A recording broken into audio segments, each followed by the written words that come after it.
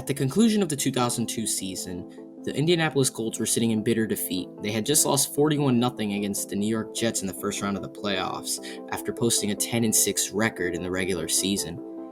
Tony Dungy knew he had the quarterback.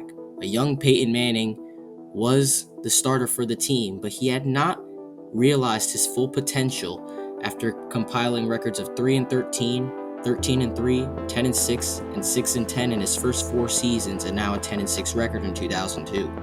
With the team not being top tier caliber around him, it was going to be tough for Peyton Manning to realize his full potential unless the team could do something about it.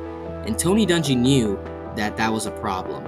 With an all-pro receiver in Marvin Harrison and now a young Reggie Wayne, the Indianapolis Colts were ready to become a true powerhouse. The Baltimore Ravens had just let go of one of their top receivers on the team, Brandon Stokley, a veteran of the team coming off his 4th NFL season and already a Super Bowl champion, was about to be signed by the Indianapolis Colts. And this was going to be a brand new journey for the young man.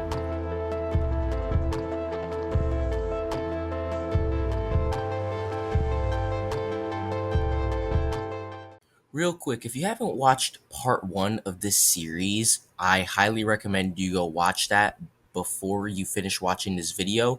The card on the top right of your screen should appear right now, and link to that video will also be in the description below, but you can also just go to the channel page and find it there. Part 1 has the first 4 years of Stokley's career, and it's pretty important to see the beginning of his career and how it plays into this one in part 2. Anyway, back to the video. Desiring to widen their receiving core, the Indianapolis Colts took an interest to Brandon Stokley. They had an all-pro receiver, Marvin Harrison, that was catching multiple passes a game and had over 100 in 2002, but they were looking for people to balance it out. And Peyton Manning actually had a familiarity with Stokley, as did he to him, as not only did they both play high school football in Louisiana, but Stokley did take part in the passing academies Manning held each summer. And when the Colts showed an interest in Stokley, Manning didn't hesitate to call him. Stokley said, and I quote, "We talked a little bit. He knew I had some other visits to take, but he thought the situation in Indy would be a good situation for me." And on March 13, 2003, free agent Brandon Stokley would sign a 2-year, $2.9 million contract with the Indianapolis Colts. The deal would stretch to 2004, and the Colts were really in love with the great third down catches that Stokley had made for the past 4 years in Baltimore. And the positive thing Stokley had to take out of this is that the Colts were a completely offensive-based team, unlike the Ravens, who were completely focused on defense.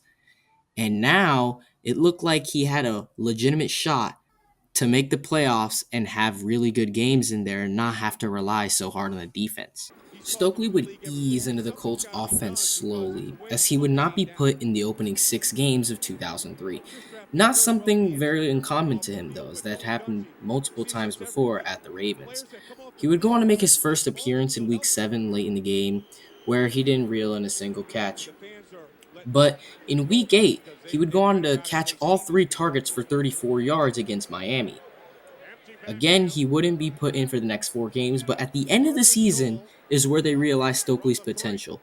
As against the Falcons in Week 15, he reeled in 7 of 8 targets for a career best then 95 yards and 2 touchdowns. The ball is out of his hands so quickly, and he's got a radar that can see all 54 yards wide of the field. Off the play fake. Complete again to Stokley for another Colts first down at the Falcons 37. Manning defines student of the game. Yeah, watch right here, Kenny. On this play, closest defender is near him. And Stokley, who came into the game with 5 catches all season, has 5 today. Here's Stokley again in the end zone. His second touchdown today. 37 yards from Manning to Stokley. Manning's fourth touchdown pass. And the Colts extend their lead. It is now 30-0. That's a straight streak. I mean, Brandon Stokley here runs right by Derrick Ross. No safety help, nothing. Derrick Ross just signed off of Dallas Cowboys, released from the Cowboys 2 weeks ago, ran right by him. And that Brandon Stokley, if you remember back 3 years ago, he caught that first touchdown pass from Trent Dilfer in the Super Bowl when Baltimore beat the Giants down there in Tampa. That is absolutely insane as they went on to win 38-7. Of course, you could argue it was garbage time, but still, those are some pretty big numbers for him. He had not put up 100 yards in any game up in his career up to this point. And he would end the season strong with a 67-yard game in Week 17 against the Texans, where they won 20-17. And a touchdown in that game, mind you. The Colts would end up getting exactly what they asked for as they went up against the Denver Broncos in the wild card round. Peyton Manning looking to run the ball a lot so that they could stretch out more one-on-one defense to get the wide receivers open. That was really the game plan, and it worked. Of course, a lot of Edgerrin James stuff early on in the game, but once they stretched it out to one-on-one, Brandon Stokley gave the Indianapolis Colts a reason as to exactly why they signed him. 39 yards of offense for the Colts, and all of them attributed to Edgerrin James, and Dominique Rhodes is now in the backfield. First down. Manning. Complete. Stokley. 10-5 touchdown.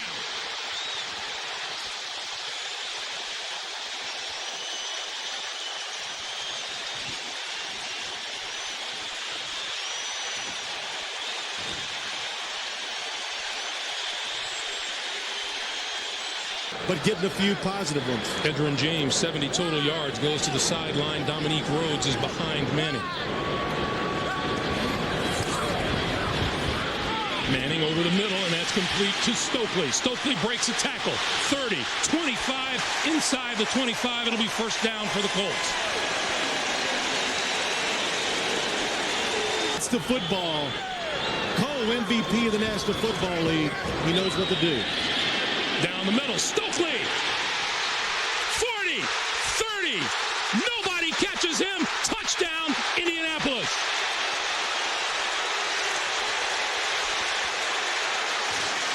Unbelievable.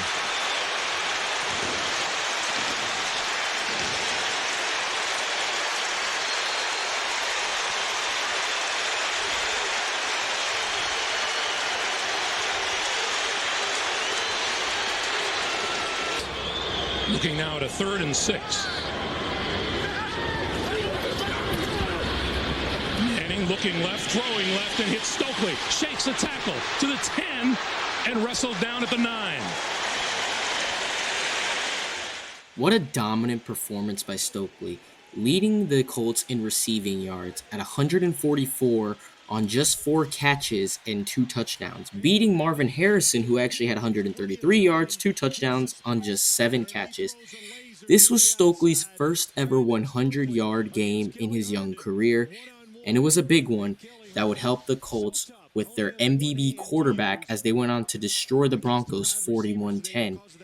He would go on to have a 57-yard receiving game with a touchdown the following week against Kansas City, before they fell short against the New England Patriots in the AFC Championship, where Stokley only had 22 yards. And all the regular season, he had only 211 receiving yards and 3 touchdowns on just 22 catches. But he actually surpassed that total with 223 total yards in just the playoffs with 3 touchdowns as well. So now the Colts knew what Stokley was capable of, mainly because of that amazing wild card game, and this would set the tone for the 2004 season. Stokley was put as the wide receiver 3 for the 2004 season, and early on in the season, the first 2 games, that was prevalent, as he scored 77 yards and a touchdown on 4 catches in the opening game against the Patriots that they ultimately dropped. And the second game, he only had 27 yards and 2 catches. But it wouldn't be until week 3 that he really showed his prowess, having his best game in the regular season of his career, having his first official 100-yard game with 110 yards receiving and 2 touchdowns. One of those coming on a crucial 3rd down and 18 that pretty much put the game away too far for the Packers to catch up as they went on to win 45-31. Coming on a blitz, Manning hangs in, Stokley looking for more. Brandon Stokley, touchdown.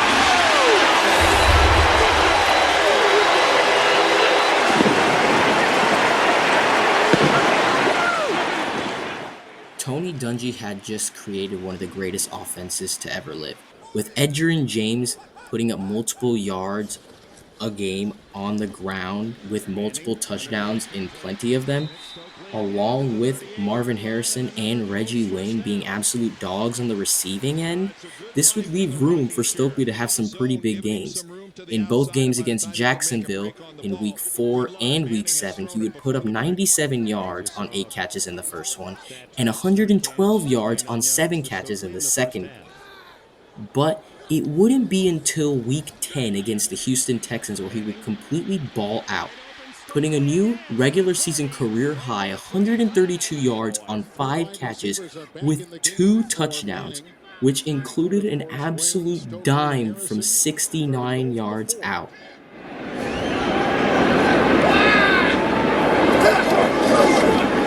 Play action by Manning to the end zone and a touchdown caught by Brandon Stokley.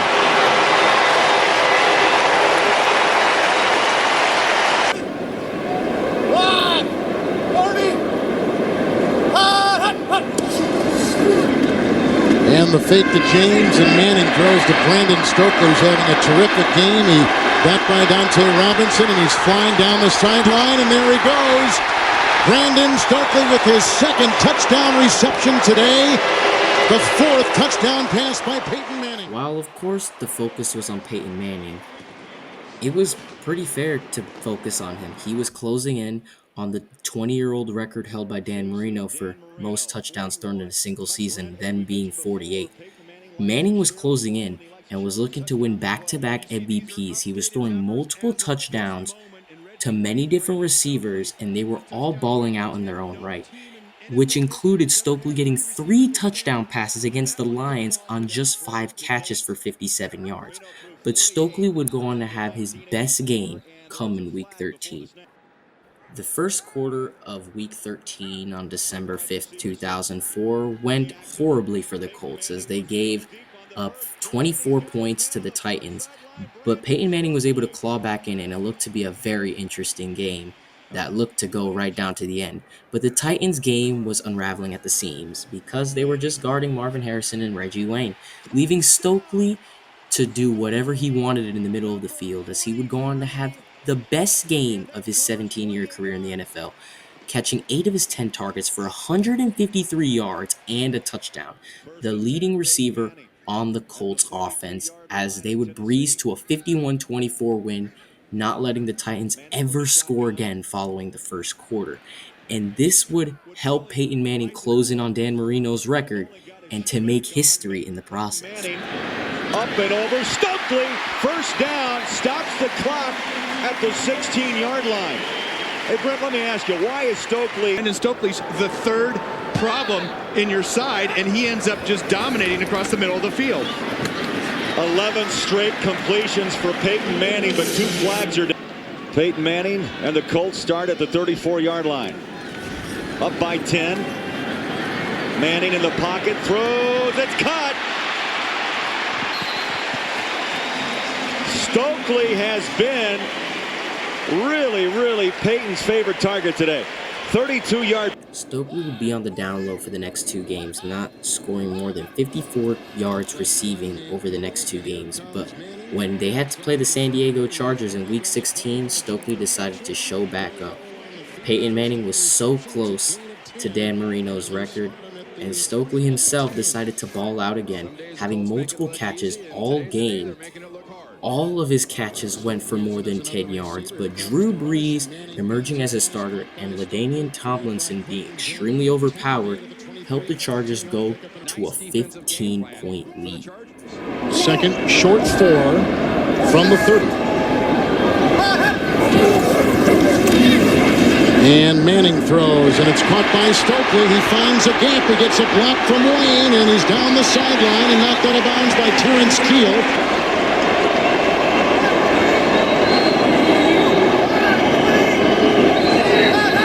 Saturday with the snap. Manning. It's caught. Stokley inside. Soon after this play, Peyton Manning would go on to actually tie Dan Marino for the 48th touchdown pass of the season to tie the most all-time at that time. But with them down multiple points, Peyton Manning got locked in, making every single pass he could make, and Stokley being an absolute machine in the slot like he always was, he would go on to help Peyton Manning in the 2-minute drill that would be enshrined in NFL fans' memories for the rest of their lives.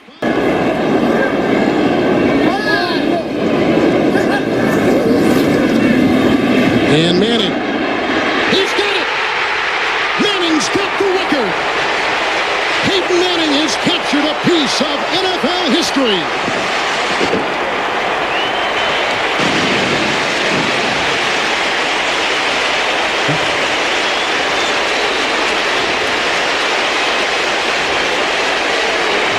Stokley holds on to a ball that one day will be in Canton, Ohio. Next week.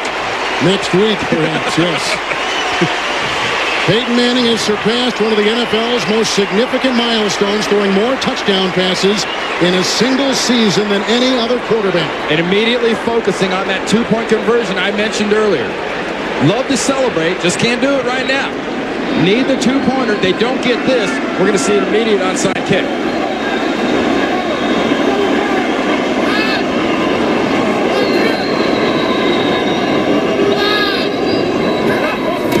Manning to James to tie the game. Stokley was the one that did it. He was the one that caught the 49th touchdown pass for Peyton Manning in 2004 that set the record after Dan Marino's 20 years since it had been set. Of course, this record would be broken multiple times since then. It is still an amazing moment. And after this, they were eventually able to win the game in overtime, and Brandon Stokley had another great game, catching 7 passes for 123 yards and, of course, that unforgettable touchdown. And they were already locked in the playoffs, leading that Stokley didn't have to play in the final game against Denver. None of the starters really played in that game, as Stokley only had 1 target that he never even caught. Unfortunately, Stokley wasn't as efficient in the playoffs, not scoring more than 64 yards in any of the games he played there, as they would end up being dismantled by the Patriots 20-3 in the second round of the playoffs, unfortunately ending the Colts' chances at winning their first Super Bowl since 1970.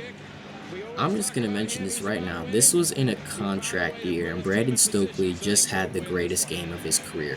In all 16 games he played, he had a career-high 68 receptions for a career-best 1,077 yards and 10 touchdowns, with the longest being a 69-yard bomb. And he was a part of one of the greatest offenses in NFL history. The 2004 Colts became the 4th team in the history of the league to have 3 receivers that posted over 1,000 yards receiving, with Reggie Wayne leading the way at 1,210 yards, Marvin Harrison with 1,113, and Stokley with his 1,077. Edgerrin James had 1,500 yards on the ground, but what is also insanely important to think about, Peyton Manning won his 2nd straight MVP, but here's why. Reggie Wayne, Marvin Harrison, and Brandon Stokley became the first trio on the same team in the history of the NFL to catch double-digit touchdown passes in the whole season, with Reggie Wayne getting 12, Marvin Harrison catching 15, and Stokley getting 10. Not to mention with multiple other players getting lots of touchdowns as well. This was the greatest season Stokley could ask for in his young career, and it only looked like it was going to go up from here. With this amazing season now, it is also important to note that Brandon Stokley had never been that high of a rated player in Madden. Even though he won the Super Bowl in 2000 with the Ravens, he wasn't even in the football game that came out in the year 2000. It took him until 2001 to make a Madden game where he was only a 66 rated. He only was basically around a 70 overall player for most of the Madden games. But after this amazing 2004 season in Madden 06, he ended up getting the rating he deserved because he was an 86 overall. And I just kind of wanted to point that out because the efficiency he had on those third downs, even though he didn't have so many yards receiving on the season, he was able to finally break out and have that one good year to boost his rating up in the game to show everyone else that he was actually this good. After two 12-4 seasons, the Colts looked to find any way to possibly get around the Patriots to try to get to the Super Bowl and possibly win it in 2005. And this required ultimately a change in the dynamic of the offense. Gone was the explosive three wide receiver lineup of Wayne, Harrison, and Stokley from 2004. And in 2005, Stokley's use in the Colts offense was heavily mitigated, not scoring many yards in most of the games, usually hovering around the 40 to 50 mark. In fact, in the entire 2005 season, he only managed one singular touchdown against the Texans in Week 10.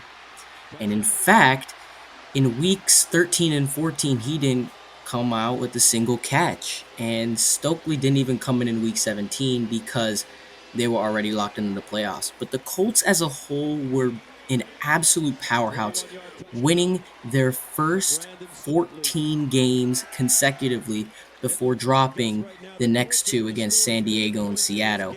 In fact, that game in Seattle was the only game Stokley would put up more than 83 yards. In fact, it was his only 100-yard game all season, 5 catches for 122 yards. At the 19 by Jimmy Williams, who actually got away from Williams. Most Watch Network. Sorgi to Stokley. Stokley takes off to the 50-yard line. Brandon Stokley not having the kind of year, that breakout season, 1,000-yard season of a year ago, but that's mainly because teams play the Colts differently. Yeah, teams have gotten used to Brandon. I'm assuming with the triple wide receiver threat, the Colts ultimately changed their offense because I guess everyone found out their weaknesses.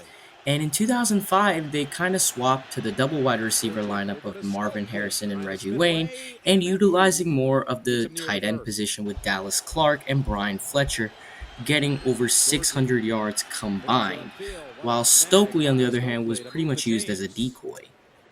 Stokley was inactive in the final game against the Arizona Cardinals, but the Colts were able to win that game to go to 14-2 and got a first-round bye. But unfortunately, their season would come to a close at the hands of the Pittsburgh Steelers, who would beat them 21-18 in the divisional round, where Stokley only got 2 targets and reeled one in for 13 yards, a career low in the playoffs in his career.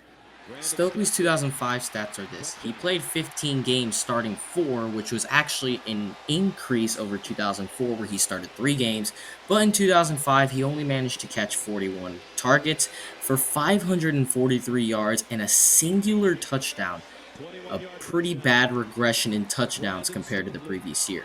Although his yardage wasn't horrible, the yardage from Marvin Harrison and Reggie Wayne also dipped, with Marvin getting 1,100 yards and Reggie Wayne getting just over 1,000. And the touchdown number for those two receivers also dwindles as well. Edgerrin James put up 1,500 yards on the ground, but remember, as I said, the tight end position was utilized as well, as both Dallas Clark and Brian Fletcher got 600 yards combined and caught 7 touchdowns. Even though Stokley's numbers had dipped, he still needed to perform coming into the next season because he was going into a contract year.